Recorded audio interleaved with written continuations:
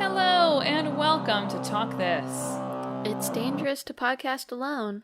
I'm your couldn't find me for 17 years host, Madelyn. I'm your just injected the COVID vaccine Easter egg into the game that is my bloodstream, host, Emma. Thanks for tuning in to this week's show. It's side quest time. It's my side quest time, again, somehow.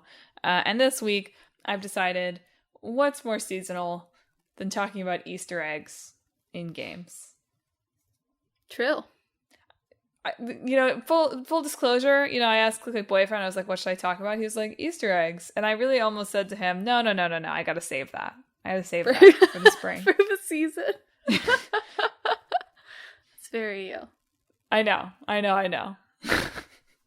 Because he just listened to one where I suggested doing games for when it's sort of getting warm, but not really, kinda, as is my seasonal want. But I decided that Halloween, what is Halloween if not Easter? Easter. You're right, zombies. I feel like I've made this joke before. Oh, it's zombies. I see what you're saying. I wasn't trying to make a Jesus joke. I was more just referencing candy everywhere in places where it might not normally be. Right.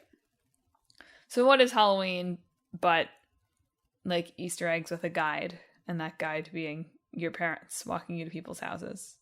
It's a time to get your COVID booster.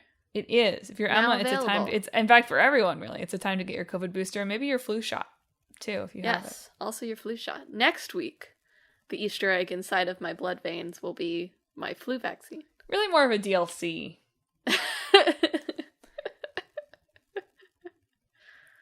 Anyway, if you're not scared, you can get them bundled at the same time. But yes, Easter eggs in games. I thought this would be nice and fun and light, and it is, but wow, it is definitely gonna crack open the egg of what the heck is an Easter egg. Yeah. Anyway. It's a more challenging question than I thought. Yeah, I found I always go and find old archived threads on Reddit or whatever, people discussing these topics, and there was one that's what do you guys think of quotes Easter eggs, And there was one response that's why'd you put it in quotes and define it? Everybody knows what an Easter egg is. And then meanwhile, in the rest of the comments, they're here's just this normal game interaction that I had. I like that Easter egg. Maybe they don't know. Maybe they don't know what an Easter egg is. Maybe nobody does. Well, I think it's very tricky, right? Because, as you mentioned in our notes, what's the difference between an Easter egg and a secret? Or what's the difference between an Easter egg and a cheat, right? Or just a reference to something else. Yeah. It's difficult to untangle. It's all scrambled up, one might say. Yes, just like an Easter egg. It's not over easy to figure out. You need to be a real hard-boiled detective to really separate it out there. I'm not yoking. All right, see? You didn't think you'd get an intro joke here, and I didn't even plan those. That's just what's in my brain when I say the word egg. Right. So I want to start with the history of Easter eggs. I think it's interesting context for what they are now, right? Mm-hmm. But if you don't know what an Easter egg is, I'm not going to try to give you a definite definition, but it's some kind of fun little hidden guy in a game. Yeah. It doesn't have to be a guy, a literal guy. I meant guy in the Gen Z sense, perhaps. Sure. A guy. Metaphorical guy. Fun little thing in a game, sort of secret, maybe sort of secret, less secret in the year 2023, probably. But a little fun little surprise for you in a game. I do think for it to be an Easter egg, it has to be something that you have to go out of your way a little bit. Yes. To notice. As opposed to, if it was just here's a, they say a quote from a movie or whatever. That's not an Easter egg, right? That's a reference. You don't have to do anything special to get that. So I do think key component of Easter egg is it does require you to somewhat go out of your way to see it. You have to hunt for it, much like you would a physical Easter egg. Yes. And you open it, and there's a fun little chocolate surprise. Yes. Sometimes literally. Sometimes literally. Sometimes a literal egg. Yep. Anyway, so you may be thinking, well, Madeline, I've watched or read Ready Player One, so I know the history of the Easter egg. Mm-hmm. To which I'd say, yes, you do know an important part of the history of the Easter egg, which is the first time that something was called an Easter egg. And so we'll start there, and then I'll go actually to the beginning. Right. So for a while, immortalized in pop culture touchstone, Ready Player One, we had this idea that this game Adventure contained the first Easter egg. Adventure, one of the first adventure games, came out for the Atari, and this was in the old days when it was widely common knowledge, best practice, to not credit your developers in your game. Yeah. And look, that still happens with like QA staff or, outsourced design studio staff sometimes. But it's fortunately, we've taken some step forward in the game industry, wherein it's been decided that people's names can go on things sometimes. Yes. I imagine the creation of a LinkedIn probably helped with this as well. But basically, it was believed that if you let the developers put their names on things, that they get headhunted. Because people will be like, oh, that guy made a good game, I want him to work for me. And also that because they'd be getting headhunted, they'd be able to come around and say, hey, I made this game, you should pay me more. Right. So they were like, we don't do credits. That's bad. That would give these guys to get too big for their britches if we let them credit themselves on these games that took them 10 days to make. They'd ask to be paid what they were worth, and we can't have that. I do want to give the context. When I read about this and it was like, oh, he made $20,000 a year, I was like, oh my God, that's horrible. And it's still horrible compared to this one guy made this game that made $25 million and he saw no royalty on that, right? But $20,000 a year in like the late 70s was the equivalent of like $150,000 a year now. So like this guy was not, a QA tester of today. He was doing fine. Not that he didn't deserve more. Deserves a slice of the pie. This made a lot of money, and the bigwigs at Atari were making a lot of money. But it did recontextualize it for me just a little bit. I was like, oh, okay, like he's making a wage. Well, I mean, there's getting a slice of the pie, and then there's just like being able to say the work that you've been doing for a portion of your life. Oh, totally, totally. It made that part of it more salient than but anyway, whatever. Like, people should get their royalties are important. Royalties are good, even if you're already making okay money. Anyway, to get back to the actual story, right? So the game Adventure was created by a guy named Warren Robinette. It's like a 25-year-old guy. He's got like a little beefcake headshot on one of these articles. I was like, look at that guy. Handsome man. Handsome nerd game developer guy. And he was making this game and he was thinking to himself, he was stewing the whole time. He was like, this is BS, right? Like, it's BS that I can't put my name on this. This is in the days where games were made like literally by one dude. Like, he made this game. There might have been another couple of guys in the office who played it a couple of times as like a proto QA, not even as a QA, just because they wanted to play the game. But like, for what it's worth, in the interview I read with him, he generally used we and us when talking about things. So I do think people were with him, at least in the room. Fair enough. Still, though, the context here being, this was a very big and groundbreaking game for the time, and a big and groundbreaking game now gets made by thousands of people, and in these days it plausibly could have been made by one guy, even if, yes, you're right, maybe there were other people. I don't know. He didn't put their names on it. Jerk. I think, well, it might have just been fellow, like, they might have been working on their own things, right? It seemed like his interview was just like, Atari sucked a lot. Yeah. It was sort of the gist of it.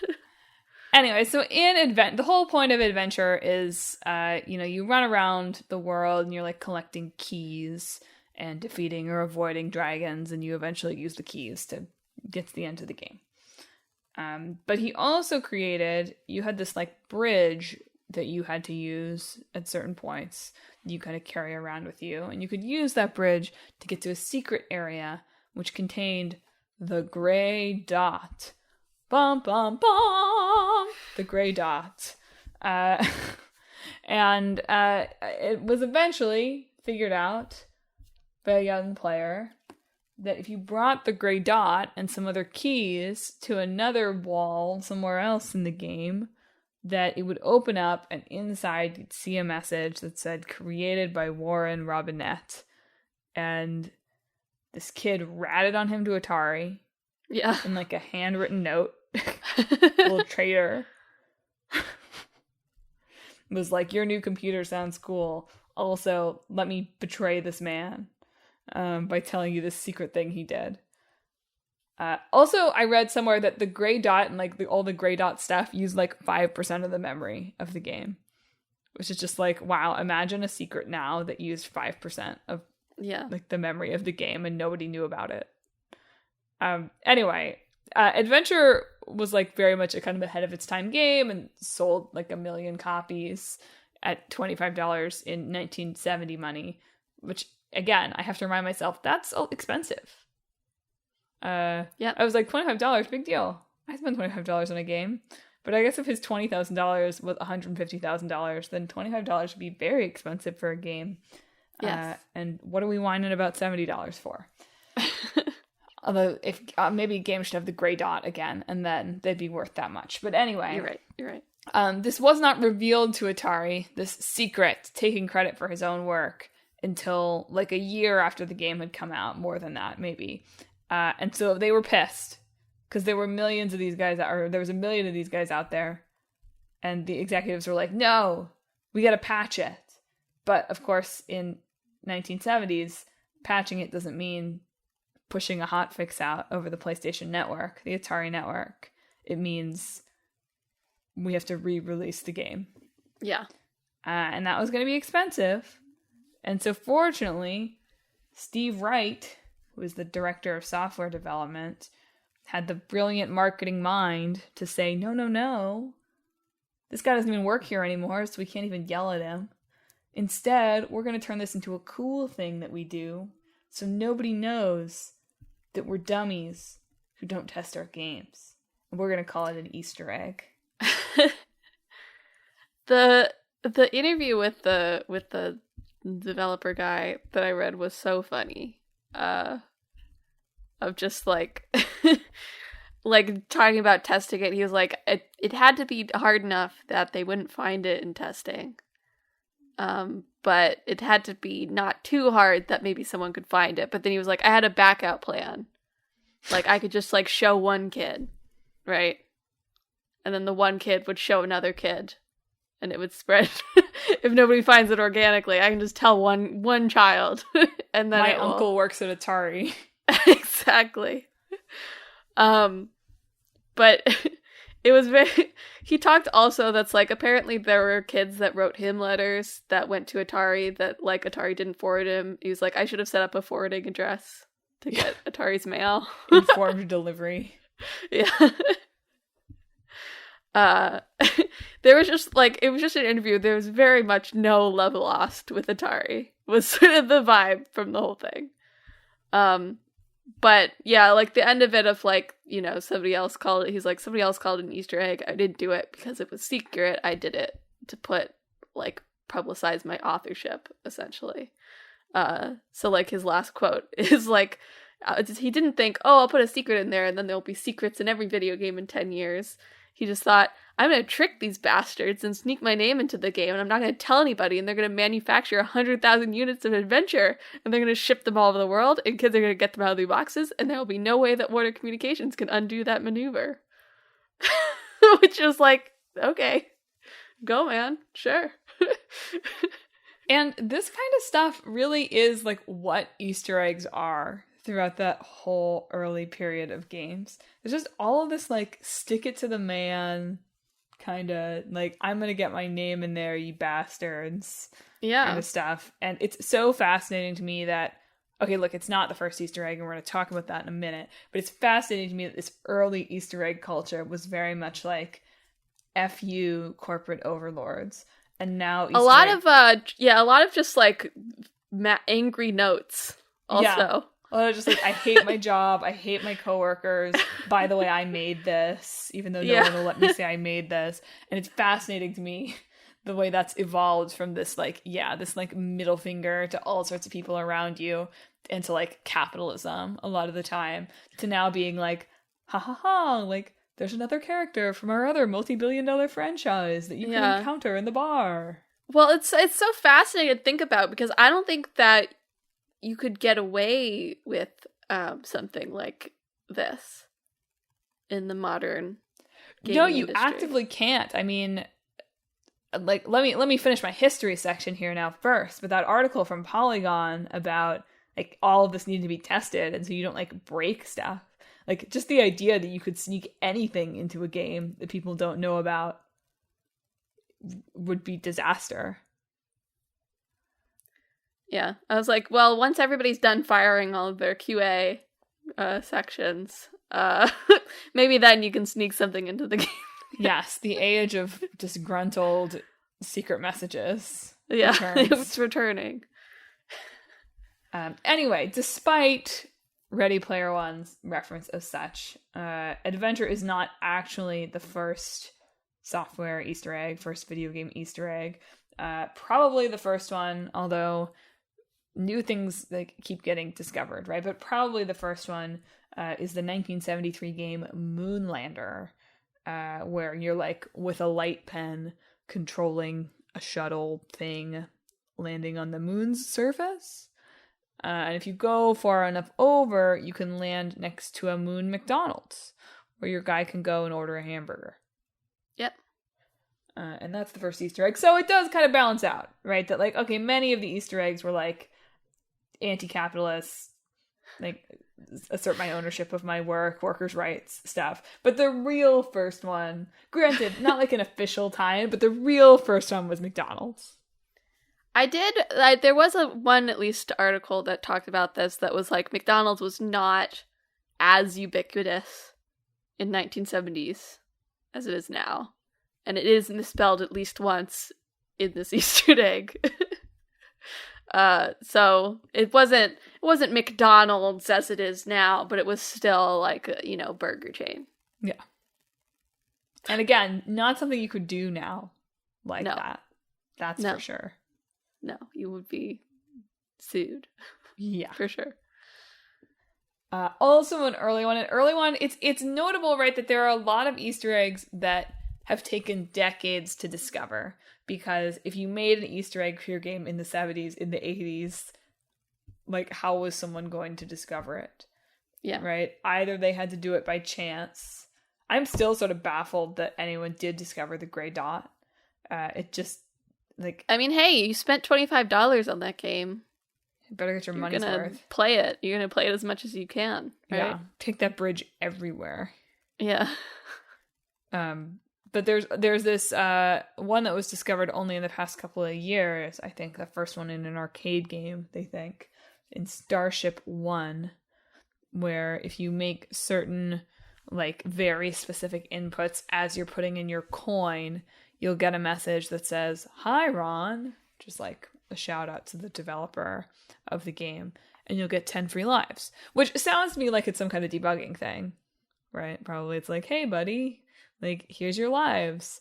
Yeah, well, apparently, like, the Konami code, which is, like, the most famous one of these that shows up in lots of games, even now, was just a debugging thing that they hadn't taken out initially. The Konami code is, like, the perfect example for me of what is an Easter egg, though. Yeah? Well, because it just feels like it walks the line between a lot of these things. So one thing I think of as, I don't think that this is necessarily a necessary condition for being an Easter egg, but Easter eggs a lot of the time, or at least maybe prior to them being like so 100% commercial as they are. Like Easter eggs prior to, let's say, I don't know, the PS4 generation, right? Are often seem to be these like little secret messages from the developer to you. Yeah. Right. And like they're meta, right? But a lot of the time it's, hey, like we're kind of pulling the fourth wall down here a little bit so that me, the person typing at my computer over here, is gonna like say hi to you. And like not literally, but in a silly way. Yeah. And like that's what all these like crediting things are. That's what like killing the literal head designer of Doom 2 as a secret boss is. Right? It's these like meta like moment of I'm the developer and I'm talking directly to you past the fourth wall. And the Konami code is interesting to me because like it's a mistake. Yeah. Right? And so that's one question that I have not really been able to resolve for myself as I go through this is, does an Easter egg have to be intentional? Because the Konami code very much was like, this was a tool and Easter eggs get hidden by the Easter Bunny. And doesn't the Easter Bunny have to know that they got hidden? Yeah, for me, it feels like there does have to be some element of intentionality for something to be an Easter egg. Otherwise, it's just like a funny thing or a glitch that's fun, and like, stuff like that can be taken and then turned into Easter eggs later, right? But it doesn't feel like the initial thing is like an Easter egg itself. And that's why I think the Konami code is so interesting, because I think that the original, it's in Contra originally, right? I think the original like 90s Konami code is just a cheat. Like all cheat codes aren't Easter eggs. They're like cheat codes are cheat codes. Yeah. But all of the ways that the Konami code has like since been used as like a fun little in-joke probably are Easter eggs. Because they're, in that case, like the first time, it's not the developer talking to me. It's the developer being like, crap.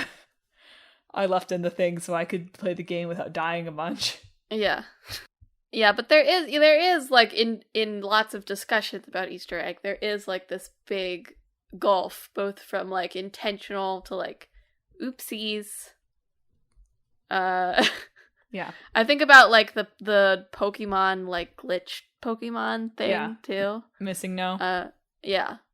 And then like in the other sort of axis, there's like funny reference to like we made an ARG in here for the weirdos in the crowd. Yeah. But I don't think really like that's what Easter eggs get credited to. All of these can get called Easter eggs, but again, in our very pedantic way of doing these side quests, I don't know if those are all Easter eggs, actually. Like, I think if Pokemon had ever been like, haha, we're actually going to reference what's going on here in anything, or like had ever made any of those glitch Pokemon into real Pokemon, then it would be like, oh, like that's an Easter egg. Like just the fact that exists.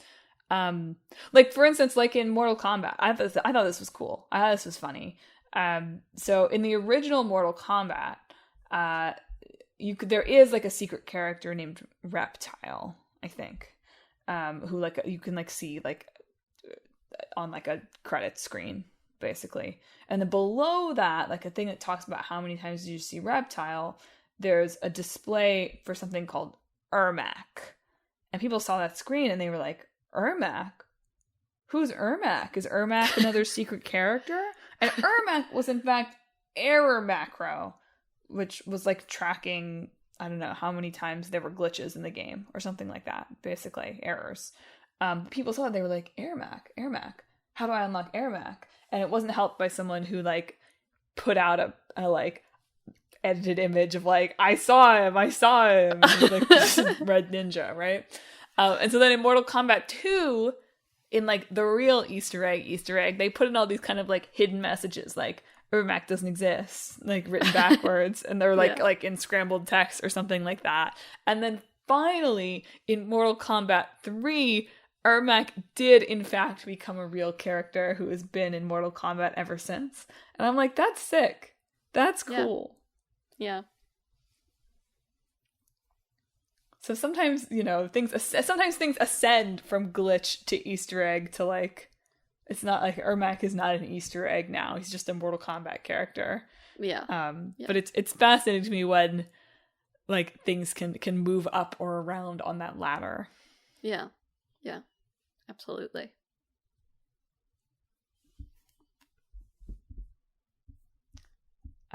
Anyway, another Konami code like example is the XYZZY of Colossal Cave Adventure. Cave Adventure that comes up semi-frequently on this show, right? One of the very first text-based adventure games. But that again is like, I think XYZZY, which if you put it in as a thing, lets you move between any 2 points on the map. Like, that's a cheat code. Yeah. And I would not, even though it turned up in a bunch of these Easter egg lists, I would not describe that as an Easter egg. It's a cheat code. I've been reading Tomorrow and Tomorrow and Tomorrow, and they reference that at one point.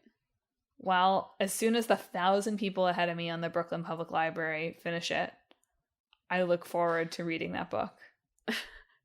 This is beyond the conversation, but I did read one article of like this thing references a lot of other games and the games that they make, some of them, and there's like a discussion of like what's a reference and what's just like stealing credit for somebody's work.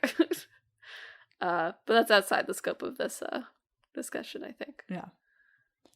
References are interesting and tricky territory too, because it's like, when does it become, I guess like you said, I guess that's resolved by it has to be something that you seek out or you find. Like, it's not a reference for someone to just be like, I am your father. Yeah. Or something like that. Like, you have to have. That's just the reference is the Leo DiCaprio pointing at the screen. That's a reference, right? Yes. He doesn't do that for an Easter egg. He does that for a reference.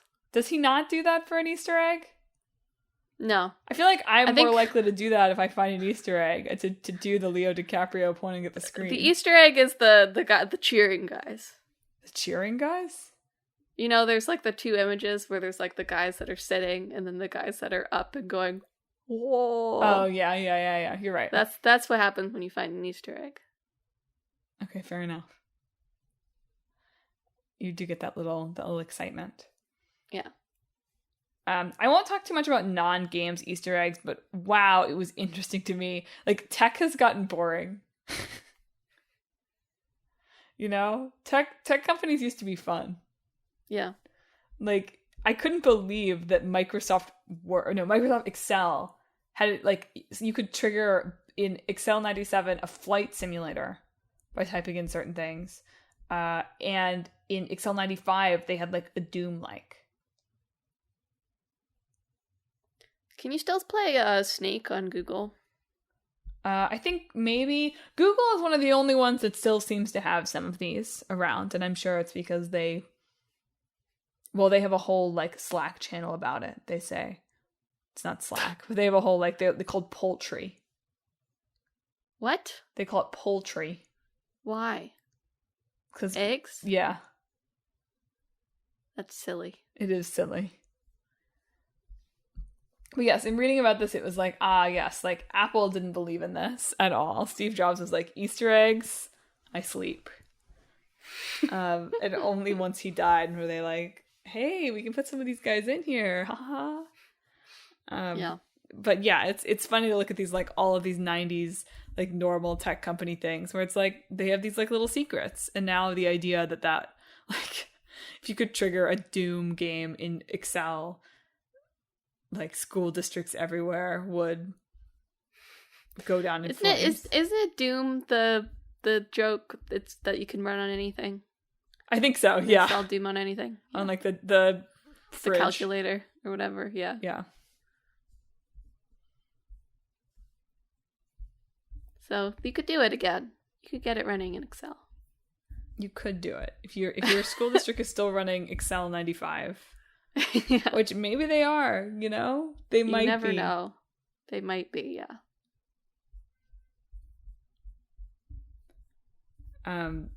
However, I will put out there, I feel like the biggest mystery in video game Easter egg history is, who is Chris Houlihan?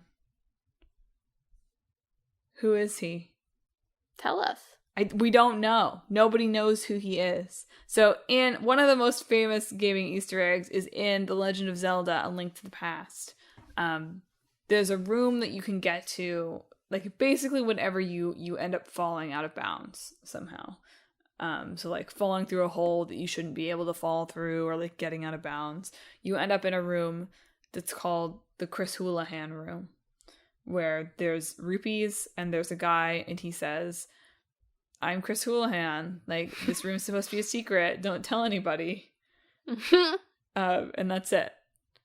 And people eventually found that room, and Nintendo had to be like, yeah, it's a guy who won a contest to have his name in the game. Which, like, first of all, that's hysterical. That, like, you're like, yeah, you get to have your name in the game. It's going to be in our weird little, like, save us from crashing the game room, where you get to be a weird little guy who's like, "This is my secret room. Don't tell anyone." Like, weird. But second of all, yeah, like, no one has ever been able to figure out who this guy is. I miss the days when like, developers were just like, "We'll put your name in the game." Well, okay, except recent Easter egg gone awry in Insomniac's 2018, Marvel's Spider-Man. Some of you probably read about this at the time. I remember reading about this at the time. A guy got in touch with Insomniac and was like, "Hey, I want to propose to my girlfriend. Like, will you put my proposal in the game?" God, terrible idea. Well, I know. And they were like, "Yeah, dude, that sounds great," which is wild in itself. And so, like, they put it on, like, the marquee of one of the movie theaters in the game. But between the time that he asked them for that and when the game came out, not only did these two people break up, but also she then came out and was like, actually, he was a really bad guy who had some real anger issues and was bad. And it's like, yikes. Real yikes, yeah. Like, big yikes. So maybe it's good for Chris Houlihan that we never figured out who he was. I mean, he was probably like a 5-year-old, Yeah. Did you know, I found out recently from watching a Let's Play of the first Kingdom Hearts that, like, goes through some of the history of it. Did you know that Kurt Zisa is named that because a guy won a contest? Yeah, there's a real I Kurt didn't know Zisa. that. I didn't know that it was a guy who just won a contest. Because you know that if it hadn't been a guy, it would have been Kurt Zisa, like, with an X. And, like, thank God for everyone involved that the winner wasn't, like, named Alex or something. Because You're right. we'd that would have been bad. Be in nightmare territory. You're right. There's no X in there, so never had to think about it again. Exactly. I know. Imagine being named Kurt Zisa. That's a pretty good name. Yeah, it's pretty good. It sounds like a villain. It sounds like a boss name. It does. Yeah, I didn't know it for a long time, but at some point I did learn that. Isn't that crazy? That is a little crazy. Isn't it crazy also that, like, Disney also won a contest to, like, put their characters in there? It's Donald Duck being in Kingdom Hearts is kind of an Easter egg when you think about it. No, that's not what that Donald means. Duck isn't from Final Fantasy. That's not what that means.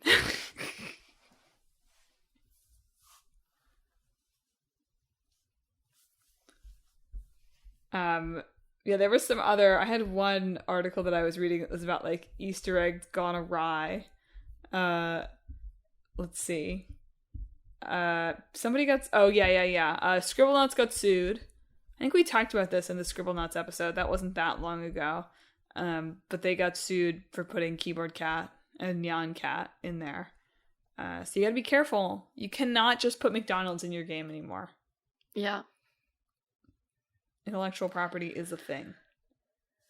It is, yeah. It's not. I mean, we can go into this now a little bit, I guess. But there's this whole feature on Polygon about like the development of Easter eggs, and the legal part wasn't the focus, but they did mention it a few times. So it's like that's one reason that Easter eggs get cut sometimes, because legal is like, what the hell are you doing?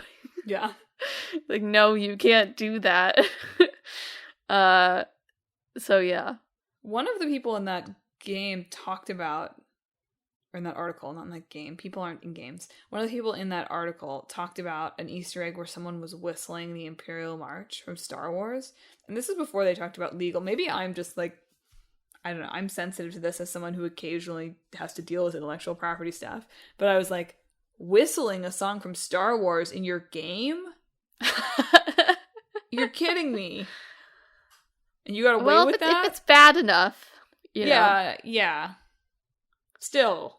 It's parody, I guess. That whistling is not parody, Emma. Can't it be? Maybe. That's a whole other side quest. But yeah, I read that part. I was like, that's shocking. That's shocking. Like, you would not get away with that now. Yeah. Different era. But yeah, you know, you think of Easter eggs as like, oh, these funny little things they like slipped into the game there. But that's not really how Easter egg development works. At least definitely not at a AAA scale anymore. Well, I don't want to say it's not, like 90% that's not how it is. There is still, and they did talk still about some element of like, this is still something that some people do to blow off steam while they're waiting for their boss's boss to approve something and they don't have anything to do. Yeah. But yeah, I mean, dirty little secret, nothing about games is fun anymore. I mean, it doesn't sound like it was fun when they were making Adventure either, but... To be fair, the gist of this article was that they plan for Easter eggs because they think that they are fun, right? And that it's fun to develop them. For what it's worth, you know. I don't want to be like, oh, they're miserably marching through making Easter eggs, because that's not the impression, at least, that the article gave. Yeah, I know. But you still had to plan for them. And like, oh yes. Man, one of the quotes where they were like, yeah, an Easter egg takes us 5 months to implement. I was like, dear God. I mean, it's just the same as anything else, right? I know. If you're making an Easter egg that you need unique models for, they have to be at the same quality as the rest of the stuff, or else they're super out of place. I know. So you still have to go through all of the regular steps of the process that you'd have to do to make anything else. So of course they take like 5 months. It was just a harsh juxtaposition with, like, one of the most famous Easter eggs of all time, an Adventure, was in a game that took him 10 days to make, you know? Yeah. Maybe I'm mixing that up. Maybe it was Moon Landing that took 10 days to make. But anyway, like, it was just fascinating to me of like, oh my God. Like, just the harsh reality of how things have changed in the past 50 years. Like, before you could just make a little joke, and now it takes 30 people 5 months to make a little joke. Yeah. I did, you know, Techland, which was one of the... Techland had some people in this article talking about it. They made like Dying Light and stuff. And they're like, yeah, we when we're doing our scheduling, like early in development, we're like, okay, like, are we going to put little secrets in there? And like, where in the time frame is that? And that's probably good, you know? You don't want an Easter egg that takes 5 months and your boss in like the middle of it is like, hey, I know we're bug fixing, but what if we added a silly little joke? But that article also hit home like a bunch of other things that are very different about this now, which is, yeah, the idea that you could just slip some... Although, one of the companies was saying, like, they do slip something in and just see if people can find it, right? I can't remember which one. And I thought that was bold. I was like, I guess you feel confident enough that you're not breaking everything, that you're just doing this. But that's not really how it works anymore. You can't just like hide your grievances to your boss in the game. Because if you break something, it's going to break worse. And it's not just you working on it. So like, Easter eggs have to get bug tested just like everything else? You're right, this probably wasn't what you're talking about, but there is a little bit still of, like, the stick it to the man energy in, like, one of the very first examples from Techland. They talked about how, like, in Dying Light, they didn't have time to do any animals, so they wanted to add chickens to the following, which was their following game. And they said, well, the powers that be eventually was like, no, you can't put in chickens. Like, do something that actually adds to the game. Yeah. And so instead of having, like, real chickens, they have just, like, chicken graffiti everywhere. Yeah. Which is a little bit delightful. And it's probably less effort than, some of the more intensive Easter eggs that carrying forward the spirit of Warren Robinette there. Yes. For sure. It's also sort of a fun Easter egg because it's sort of like an in-joke mostly, right? Yeah. It's like an Easter egg just for people around that game. Well, it's weird. I mean, in that case, it's sort of weirdly like maybe the developer's talking to themselves. But if you figure it out, right, it's back to that spirit of like, this is the developer talking to you specifically, someone in the know, like developer to person. Yeah. Which, yeah, is a spirit of this that feels like it has gotten lost a little bit in like the Easter eggs, mostly being like, if you look in the specific place at this specific time, you'll see this character from like one of our other series. Yeah.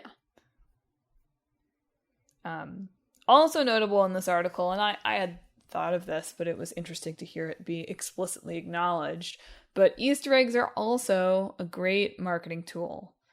And that's Absolutely. why people budget time for them. Not really because they're fun, but because, like, I mean, they are fun. It sounds like they mostly are fun, but that's not why, like, the producers are going, yes, it's worthwhile for us to allocate 5% of our time to this, or something like that. It's because they know that people will make YouTube videos about them, and IGN will write articles about them, and people will tweet, or whatever the verb is now, about them. And so, like, that's why they're worth investing time in, because they will contribute to word of mouth buzz about your game.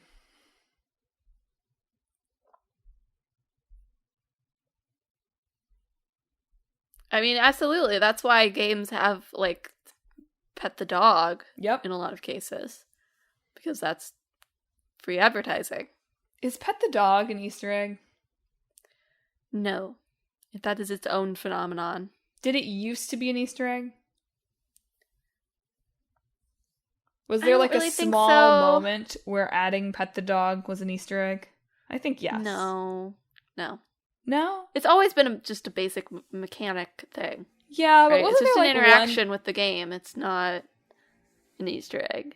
I guess. What if it's like counterintuitive? Like, what if you don't expect to be able to pet the dog?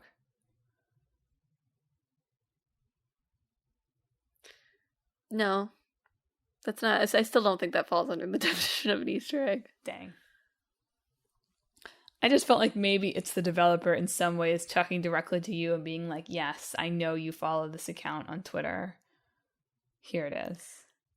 I mean, yes, that's the reason why there's a lot in games. But doesn't make it an Easter egg. What is an Easter egg? It's a marketing gimmick. It's not an Easter egg. I guess. I have to add a different category. To add that as another thing to my list of like, what could it be confused with then? Marketing gimmicks. We could do a whole episode on sort of like the inherent like cynicism behind like, can you pet the dog now in some ways? Yeah. You know? The action of being able to pet the dog and whether it's actually meaningful. You have to be able to do it now. Yeah, if you can't pet the dog, you have to be able to at least feed the dog, you know? Something. You have to be able to interact with the dog, or else, like, it's over. Speaking of, by the way, one of the most famous Easter eggs, I think, well, I don't know, are secret endings Easter eggs? See, I feel like that is a little bit more involved than an Easter egg. A secret ending. It's on all the Easter egg lists, though. I don't know. Anyway, let me explain it to you, listener, and you can make your own judgment. So Silent Hill 2, Silent Hill always has like secret endings, multiple endings. And Silent Hill 2 has perhaps the most famous one where once you've gotten like most of the normal endings, you can find just like a doghouse key that you can find, and it lets you go into a little room where you discover that the creature that is responsible for everything that you've gone through in Silent Hill 2 is in fact a Shiba Inu named Mira. Just like at a little computer pushing levers. There's another one where you get abducted by aliens also. Yeah. But Emma deems secret ending not Easter egg. Well, I do feel like with that, with those ones that are fundamentally gag endings, I do think it's maybe a little bit more complicated. I think a secret ending that is somewhat serious is not really an Easter egg. I agree with that. But I guess the Shiba Inu one falls in like a gray zone for me. Mm-hmm. It feels a little bit too involved to be an Easter egg. But it's not like, it's also not like a fundamental part of the game experience, I guess. So it's hard to say. Yeah.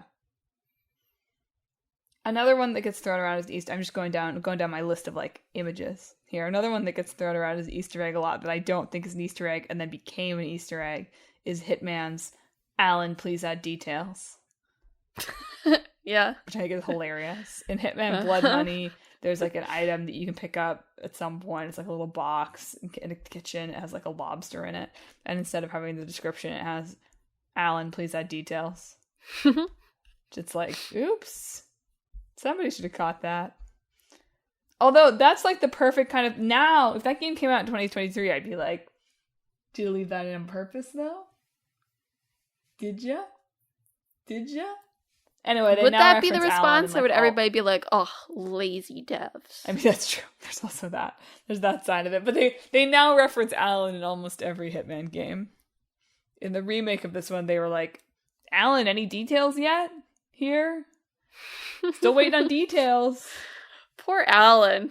It's not his fault. He must be pretty embarrassed. Like, you can probably figure out who he is. You probably could, yeah. Oh, Alan. I couldn't think of very many Easter eggs that I have actually found. Yeah. To be honest. With the possible exception of, I feel like we did... And like, man, I hate even talking about Harry Potter, right? But whatever. Like, I do think that we did put the Harry Potter disc in for Monster Rancher at some point and get the exclusive owl monster. It's possible. I don't remember doing so, but I don't remember a lot of Monster Rancher, so. That feels like something that it's like, okay, I can't remember for sure, but it feels like maybe we did. I remember mostly putting music discs in for Monster Rancher, but it's possible. Maybe we had the Harry Potter soundtrack. I don't know. But yeah, I don't feel like finding Easter eggs is usually something that's that I'm doing. I enjoy reading about them. Yeah. But they are also, I mean, another reason to put time into putting Easter eggs into your game is that you know, it gives the illusion, and I don't mean that in a negative way exactly, of more depth, right? If you found an Easter egg once, it makes you wonder, you know, what else is out there? What else is in this world? And that's like a small price to pay for creating that, like, sense of more. There is also, like, you know, there's been this whole discussion on Twitter about, like, paint on ladders. Oh, right? God. And, like, ruining immersion. This discussion happens, like, every 3 months. I know, but, like, there is a sense that, like, if you got a little too cheeky with the Easter egg, someone would be like, this sucks. I'm not immersed anymore. Yeah. They've acknowledged that this game isn't real. Now everything is ruined.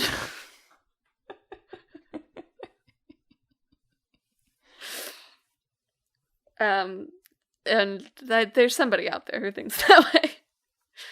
I like it's one of the GTAs, I think, of like, there's like this really tall tower, and if you manage to get to the top of it.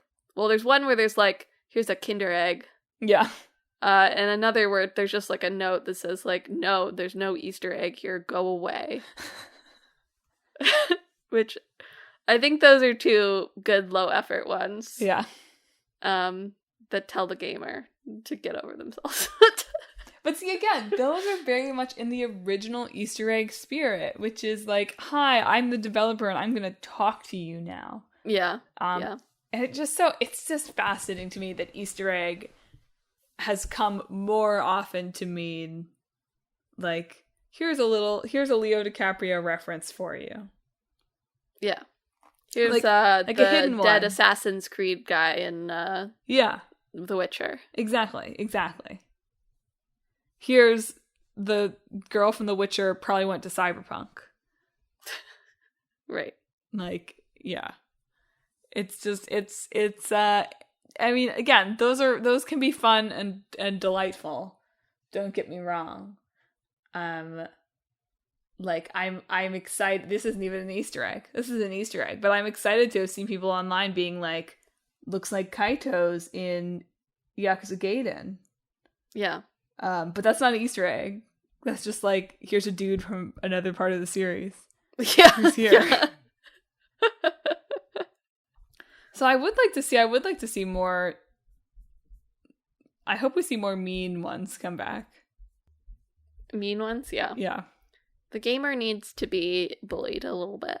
Or I would like to see, I know you've been talking about how, like, some of these grievance ones probably couldn't get through anymore, right? Because, like, QA does exist now. But I mean, QA existed then, too, it's important to say, but not quite as, en masse, yeah, I think. Not in the quite as systematized way, I think, as it does now. And games were less likely to break. Yes. And if they broke, you probably could actually look at the code and figure out where they broke. Figure it out, yeah. But I do feel like the mass of underpaid contract QA labor, look, they could unionize and that would be great too.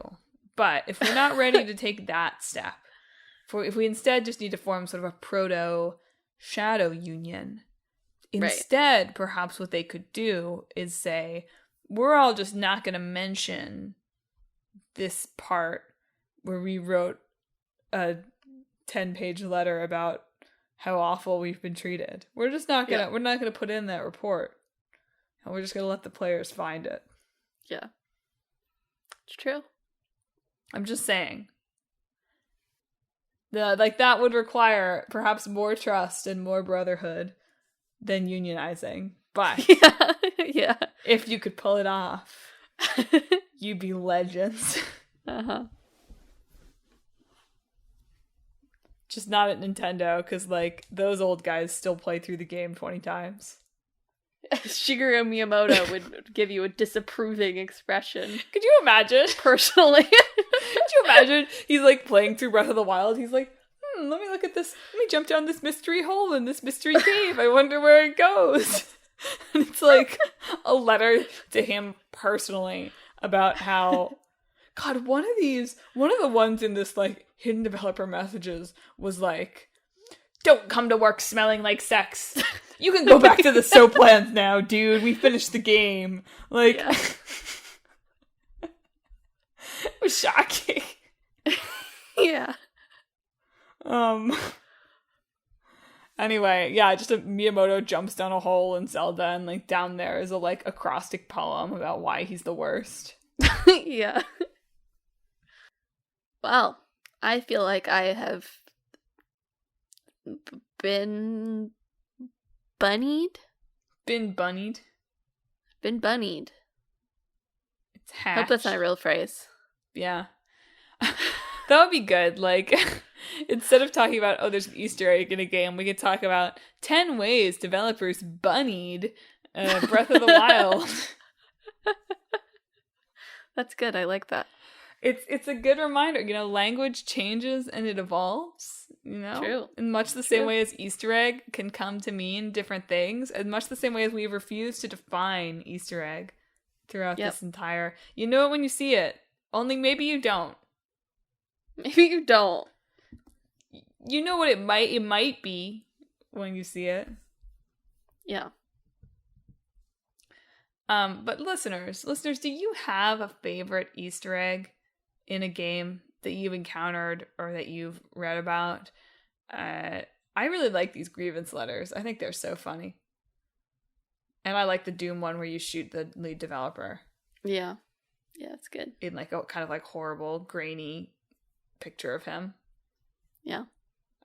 So like that's good. I do think it's Easter eggs when the developers put themselves into the game. That I'll say is an Easter egg. Well, the Nier Automata DLC has you like fight the head of Sony Entertainment, right? Yeah. But that's not really an Easter egg. That's like the main part of the DLC. Yeah, that's not so much an Easter egg as just like a we hate you. Yeah. Like Easter eggs have to have a little bit of passive aggression to them, I think. Yeah.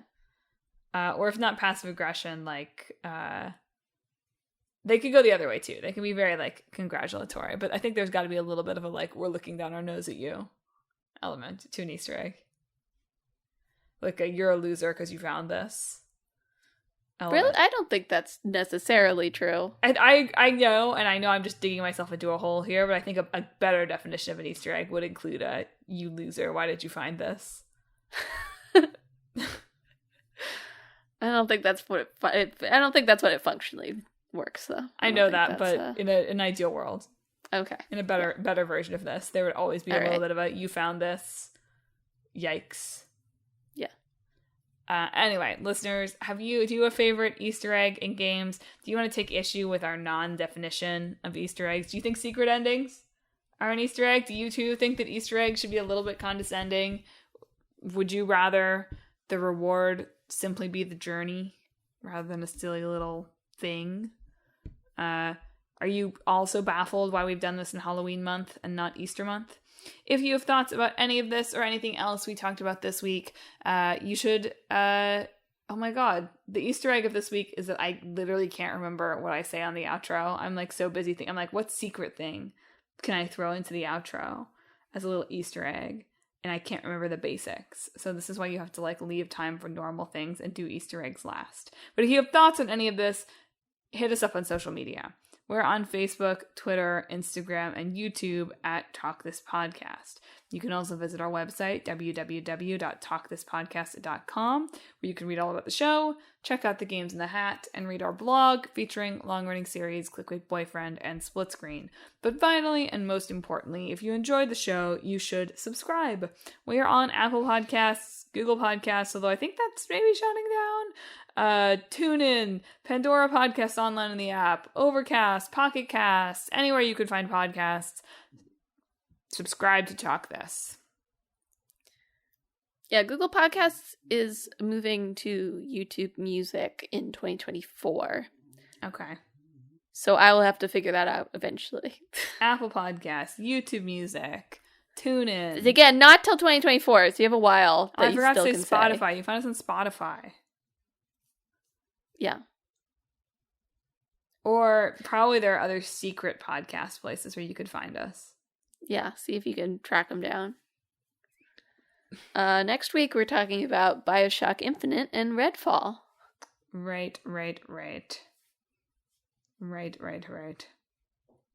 were a bunch of wrong. There were a bunch of BioShock Easter eggs. Maybe I'll have to make sure to talk about those next week. I can't remember if there were any in Infinite in particular, though. We'll see. Well, listeners, that's this week's show. Thanks for listening. Emma, do you have a bunny-filled send-off? Listeners, did you know that behind the scenes of this podcast, there was a dog the whole time? But could you pet it?